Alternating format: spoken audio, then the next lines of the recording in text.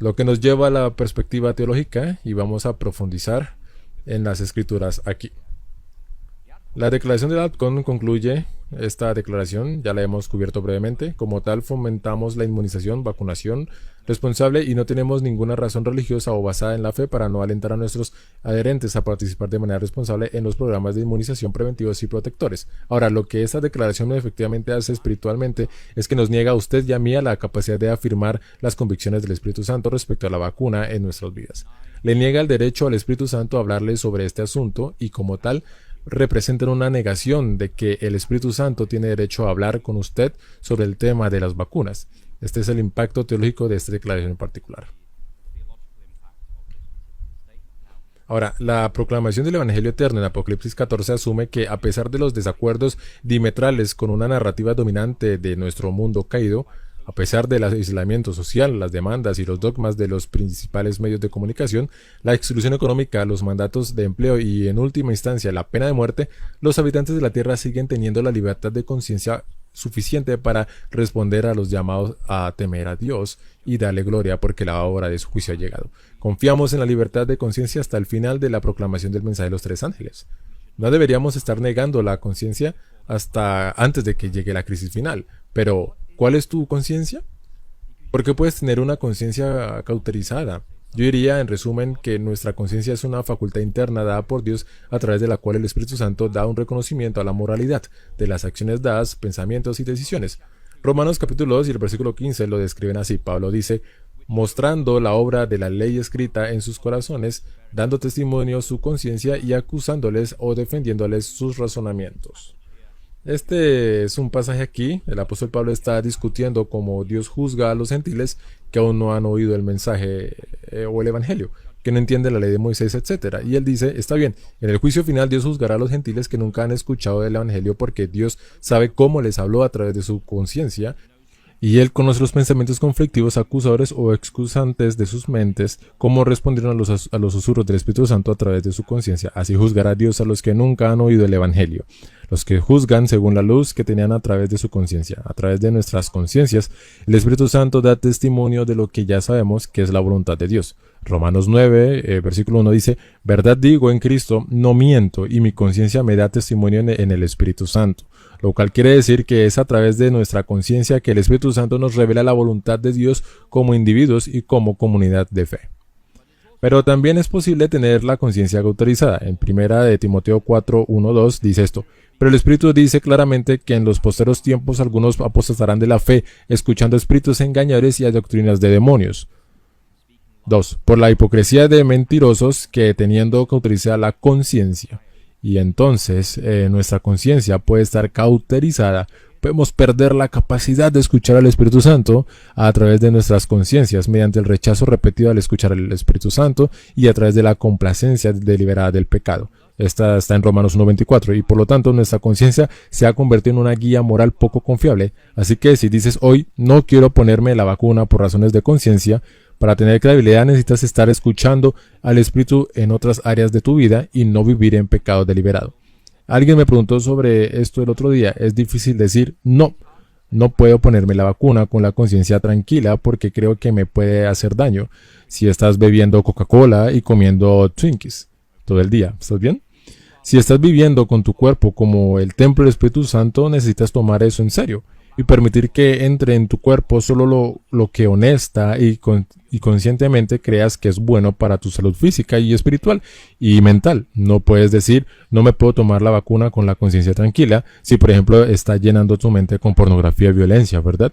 La dieta que entra en su mente también lo afecta y por lo tanto, si vamos a reclamar una exención religiosa para algo como la vacuna, necesitamos vivir vidas cristianas auténticamente transparentes donde seamos sensibles y obedientes a los impulsos del Espíritu en todas las áreas de nuestras vidas. Esto requiere una respuesta de todo el cuerpo como cristiano. No es solamente decir, viviré mi propia vida, no voy a ponerme la vacuna, voy a reclamar una exención religiosa. Tenemos que ser consecuentes y honestos en cómo respondemos al Espíritu Santo. Romanos 14:23 dice esto, pero el que duda sobre lo que come es condenado por lo que no lo hace con fe, y todo lo que no proviene de fe es pecado. Eso se refiere al ir en contra de la voluntad de Dios, como lo revela el poder de convicción y conversión del Espíritu en tu conciencia. Es un pecado. Entonces, una conciencia debe ser informada y nutrida por tu estudio de la palabra de Dios, y como el Espíritu Santo nos lleva a la palabra encarnada de Dios, que es el mismo Jesús. Ahora, nuestras creencias fundamentales, si solo echamos un vistazo a estas por un minuto, son votadas por la Conferencia General en sesión plenaria con representación laica mayoritaria, y en la jerarquía de los documentos en nuestra iglesia, las creencias fundamentales anulan ambas declaraciones. ¿Es así? Las creencias fundamentales anulan estas declaraciones. La creencia fundamental 22 dice esto: para que el Espíritu recree en nosotros el carácter de nuestro Señor, nos involucramos solo en aquellas cosas que produzcan pureza, como la de Cristo, salud y gozo en nuestras vidas. También significa que debido a que nuestros cuerpos son templos del Espíritu Santo, debemos cuidarlos inteligentemente. Junto con el ejercicio y el descanso adecuados, debemos adoptar la dieta más saludable posible y abstenernos de los alimentos inmundos identificados en las Escrituras, ya que las bebidas alcohólicas, el tabaco y el uso irresponsable de drogas y narcóticos son dañinos para nuestro cuerpo. También debemos abstenernos de ellos. Ahora, esta creencia fundamental afirma que nuestro cuerpo son templos del Espíritu Santo, según 1 Corintios 6:19. Afirma que debido a cooperar con el Espíritu Santo para producir la pureza de Cristo y la salud, debemos cooperar. ¿Sí? Diapositiva equivocada. Debemos cooperar el Espíritu Santo para producir la pureza y la salud de Cristo. Esto no es solo salud espiritual emocional, esto es salud física. El contexto es muy claro aquí. Estamos hablando de salud física y cooperamos con el Espíritu Santo mientras el Espíritu Santo nos lleva a un estado de salud física. Cuando estoy físicamente sano, mi mente es capaz de percibir la verdad celestial, que es una relación entre la mente y el cuerpo y el alma. Si sufres, digamos que tienes un problema médico y conduces a la depresión, es menos probable que perciba la verdad celestial que si se cura de ese problema médico. Su depresión desaparece y su mente se restaura a sus capacidades funcionales completas. Así que esa declaración no está hablando solamente de salud mental o espiritual, está hablando sobre salud física. Y es muy claro a partir del contexto de toda la declaración. Ahora, en el libro publicado por la Conferencia General sobre las 28 creencias fundamentales, hay un comentario de Damstick sobre esto y dice: los verdaderos cristianos que contemplan a Cristo glorifican continuamente a Dios con sus cuerpos, dándose cuenta de que son posesiones muy preciadas compradas con su sangre preciosa. Por lo que, según 1 Corintios 10:31, si pues coméis o bebéis o hacéis otra cosa, hacedlo todo para la gloria de Dios.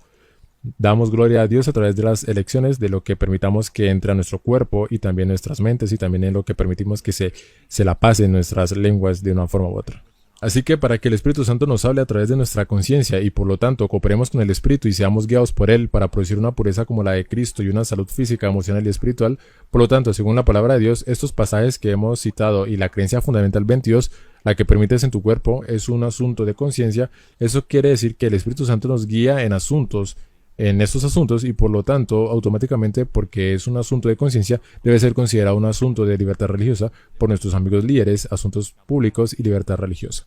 Ahora, la declaración de reafirmación aquí, que dice esto, quiero decir algo con lo que estamos de acuerdo. Dice que, ya que nuestros cuerpos o el templo del Espíritu Santo y somos de Cristo por creación y redención, debemos buscar personalmente la voluntad de Dios sobre las vacunas COVID-19, lo que implica que le pidas al Espíritu Santo que te guíe, ¿no es cierto? Absolutamente. ¿Por qué buscarías personalmente la voluntad de Dios si las decisiones ya fueron tomadas por el APCON, Conferencia General? En una cuestión de elección personal, creemos firmemente que es un asunto de convicción personal. ¿Convicción por quién? ¿Del Espíritu Santo? Debemos ser guiados por la palabra de Dios, nuestras conciencias, ahí es donde el Espíritu Santo se mueve en nuestras mentes, y a través de un juicio informado. Entonces esta declaración diría, bueno, en realidad estamos de acuerdo con esto, pero más adelante la declaración continúa concluyendo que los reclamos de libertad religiosa no se usan apropiadamente y objetando mandatos o programas laborales. ¿Cómo llegan a esa conclusión? Que esto es un asunto de conciencia, que oras a tu Padre Celestial, le pides al Espíritu Santo que te guíe, pero luego no puedes usar la libertad religiosa para rechazar una determinada vacuna. Hay una desconexión completa dentro de esta declaración, ¿correcto? No tiene sentido porque estamos de acuerdo con el preámbulo, pero no estamos de acuerdo con la conclusión de que es inexplicable. Si vacunarse es una cuestión de conciencia, como lo afirma esta declaración, a pesar de que es una declaración ilegítima, incluso si aceptamos lo que dice la declaración, dice que vacunarse es una cuestión de conciencia. Como una cuestión de conciencia es automáticamente un problema de libertad religiosa. Ahora, hemos escuchado de nuestro establecimiento de libertad religiosa durante años repetidamente como un mantra: esto no es un problema de libertad religiosa. Pero incluso la propia declaración de reafirmación de la Conferencia General afirma que aquí es donde se pide dirección del Espíritu Santo a través de su conciencia. Por lo tanto, debe ser un problema de libertad religiosa. Y efectivamente, nuestra jerarquía de libertad religiosa en nuestro país no ha abandonado y simplemente no quiere lidiar con el rechazo social de defender a los adventistas que tienen objeciones religiosas. La política de trabajo de la Conferencia General aquí, no voy a leer eso, solo leeré algunas citas. Esto es votado por los miembros. Estas son declaraciones bastante profundas. Dice: el uso de la fuerza y la coerción es hostil a la vida, a la dignidad y a la religión auténtica. Amén. Escuchen ahora de qué se trata la libertad religiosa. La libertad religiosa se ocupa de la relación de una persona con Dios, el Creador. Así que, si Dios te habla a través de tu conciencia, eso es por definición un asunto de libertad religiosa. Los adventistas, por lo tanto, ven la libertad religiosa como un derecho humano primordial que sustenta todos los derechos humanos. ¿Por qué entendemos eso? Porque cuando Dios creó a Adán antes de que apareciera Eva, solo el primer mandamiento aplicaba: ama al Señor a tu Dios con todo tu corazón, alma y mente, y solo con la creación de Eva, con una compañía humana, debe amar a tu prójimo como a ti mismo. Por lo que el primer mandamiento es el más grande, y esa relación con Dios, entre Adán y Dios, en el jardín del Edén, existió antes de que todas las demás relaciones humanas. Es por eso que su derecho humano fundamental número uno es su relación con su Padre Celestial. El documento continúa diciendo: PAR, por sus siglas en inglés, significa Asuntos Públicos de Libertad Religiosa, fue uno de los departamentos centrales originales de la Iglesia que se estableció inicialmente para promover y mantener la libertad religiosa, con énfasis en particular a la libertad más íntima, libertad individual. ¿De qué? De conciencia. El departamento trabaja supuestamente por la libertad religiosa, que son las convicciones impulsadas por la conciencia de los miembros individuales de la Iglesia. No lo hace. Durante los últimos 2 años, los líderes de libertad religiosa nos han dicho repetidamente que los mandatos de vacunas no son un asunto de libertad religiosa, pero incluso los propios documentos de la Iglesia, la Declaración de Reafirmación, afirmamos que la vacunación es un asunto de conciencia, y en la política de trabajo de la Conferencia General, que ven allí en la pizarra, el trabajo de los departamentos de libertad religiosa es proteger su conciencia. Por lo tanto, es un asunto de efecto de libertad religiosa. No puedes decir que no es un asunto de libertad religiosa como un mantra y esperar que todo el mundo lo acepte. Estamos pensando en personas fuera aquí. Podemos leer los documentos y si no están dispuestos a pararse en favor de las convicciones religiosas de sus miembros, háganse a un lado y dejen que se pongan de pie las personas que quieran, pero no abandonen a sus miembros.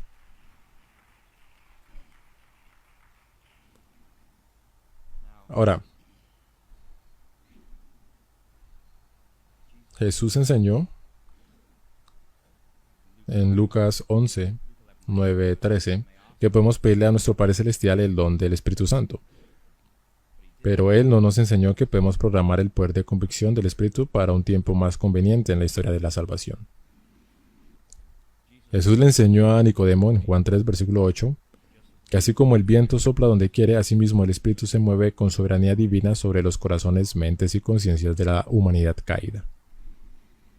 Estoy agradecido por el movimiento del Espíritu Santo, porque una vez y otra vez el Espíritu Santo dice: Conrad, te equivocaste y debes disculparte y debes arrepentirte.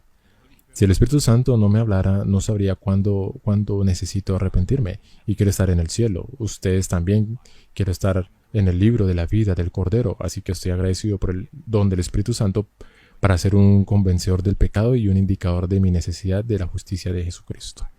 Ahora, el hecho de que los empleadores seculares y nuestro liderazgo de la Conferencia General parezcan ver los mandatos como un problema de empleo es completamente irrelevante. Somos responsables de olvidarnos de Dios, no de cómo respondemos a estas declaraciones hechas por comités que nunca fueron autorizados para hacer tales declaraciones. Somos responsables ante Dios de cómo respondemos al movimiento del Espíritu en nuestros corazones y mentes, y por lo tanto este es absolutamente un tema de libertad religiosa. Se les ha advertido a los adventistas que en tiempos como estos llegarían. El libro de Hechos de los Apóstoles dice esto: Dios desea que su pueblo se prepare para la crisis venidera. Esté preparado o no, tendrán que afrontarla, y solamente aquellos que vivan en conformidad con la norma divina permanecerán firmes en el tiempo de la prueba. Cuando los gobernantes seculares se unen con los ministros de la religión para legislar en asuntos de conciencia, entonces se verá quienes realmente temen y sirven a Dios. No creo que cuando la hermana White escribió este capítulo estaba pensando en este evento, pero la bota sí calza los pies. Cuando las tinieblas sean más profundas, la luz de un carácter semejante al de Dios brillará con el máximo fulgor. Cuando fallen todas las demás confianzas, entonces se verá quienes confían firmemente en Jehová, y mientras los enemigos de la verdad estén por doquiera vigilando a los siervos de Dios para mal, Dios velará por ellos para bien. Será para ellos como la sombra de un gran peñasco en la tierra desierta.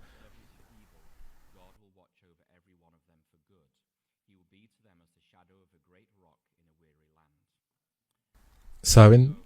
Es hora de que defendamos la verdad y no nos avergoncemos de la verdad.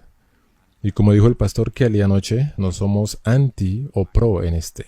Nosotros estamos en pro de que usted actúe de acuerdo con su conciencia. Y afirmamos en esta iglesia sus derechos de actuar de acuerdo con su conciencia sin condenación. Si toma la vacuna con buena conciencia, me alegro por usted. Si elige no tomarla con buena conciencia, de igual manera apoyaré esa decisión, porque es una decisión entre usted y Dios, y por eso no debemos unirnos con los gobernantes seculares para actuar en asuntos de conciencia. La humanidad caída puede elegir cómo responder a la convicción del Espíritu Santo, pero no podemos elegir cómo, cuándo o dónde estamos bajo esa convicción del Espíritu. El Espíritu Santo no se le puede controlar, programar o denegar el acceso por parte de los asuntos públicos y los líderes de libertad religiosa. No puede ser controlado por el Comité de Reafirmación, y la presencia y la convicción del Espíritu Santo ciertamente no pueden ser programados por el resultado de las conferencias generales. ¿Está bien? Pensar de esta manera es esencialmente un acto de blasfemia, porque estaremos determinando cuándo y cómo Dios tiene permiso para aparecer en nuestras vidas. Entonces estaríamos jugando a ser Dios. Por lo tanto, no aceptemos a ningún líder de la iglesia, comenzando conmigo mismo, que dice que el Espíritu Santo no puede convencerlo de cierta manera.